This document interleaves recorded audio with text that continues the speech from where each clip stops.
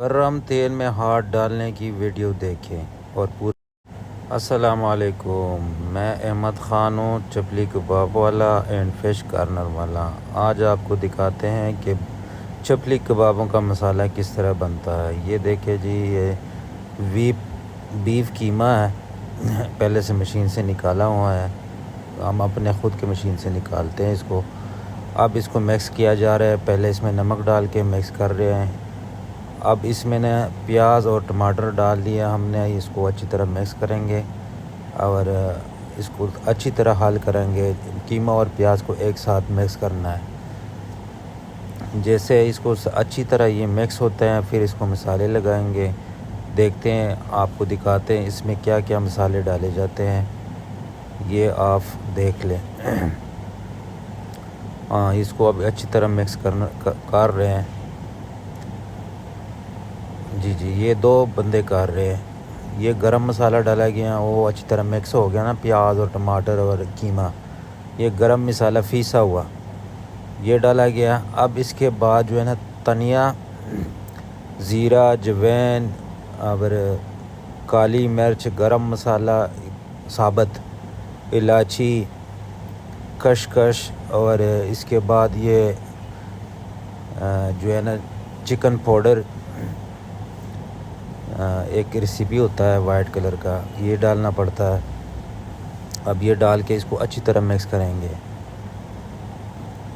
یہ ہم اپنے دکان کے لیے بنا رہے ہیں، جو ہماری دکان ہے لواری گیٹ اردو بازار کے ساتھ لاہور میں، اس کے لیے یہ تیار کر رہے ہیں۔ آپ دیکھیں کیسے ہم تیار کر رہے ہیں، اور آپ کو وہاں پہ بھی لے کے جائیں گے اپنے دکان پہ، وہاں پہ آپ کو دکھائیں گے کہ یہ پھر کس طرح بنتے ہیں۔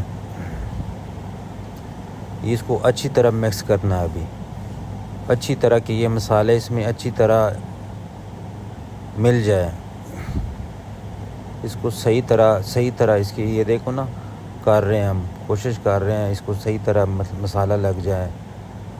اس کے بعد ہم پھر کیا ڈالنے والے ہیں آپ دیکھیں، اور اس کے بعد جب یہ تیار ہو جائیں گے پھر آپ کو دکھائیں گے، اور پھر جب یہاں سے ہم بنائیں گے اس کی ویڈیو بھی آپ کو دکھائیں گے، جہاں پہ اس کو ہم بنائیں گے اور سیل کر رہے ہیں۔ یہ مطلب کہ دکان کے لیے، ہمارے دکان کے لیے ہے۔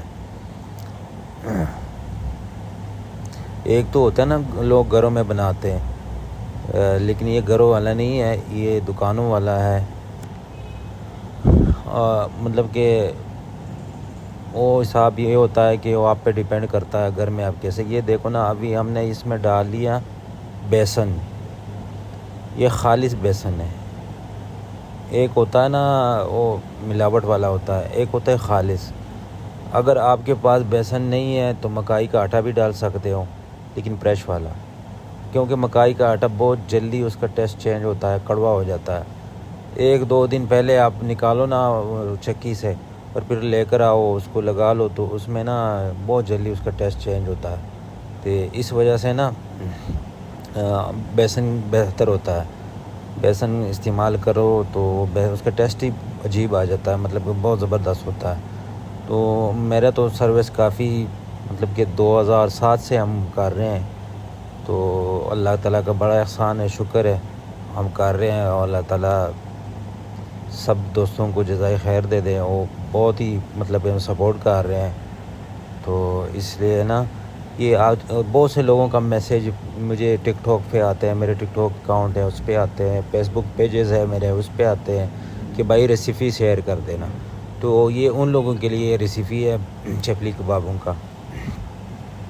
تو یہ اب زیادہ ہے نا، مطلب کہ یہ کم سے کم 200 کلو سے اوپر ہے۔ تو یہ اب جب ہم توڑا بنائیں گے نا، وہ ایک ایک چیز نکال کے پھر اس کو پوری طرح سمجھائیں گے کہ بھائی یہ فلانی چیز ہے، اتنا پیاز ڈال دو، اتنا اس میں مطلب کہ ہری مرچ ڈال دو، اتنا ٹماٹر ڈال دو، اتنا بھائی قیمہ ڈال دو۔ یہ تو ہم اپنے لیے بنا رہے ہیں، مطلب کہ کسٹمروں کے لیے بنا رہے ہیں، اپنی دکان کے لیے بنا رہے ہیں۔ جو جیسے ہی ہم مطلب کہ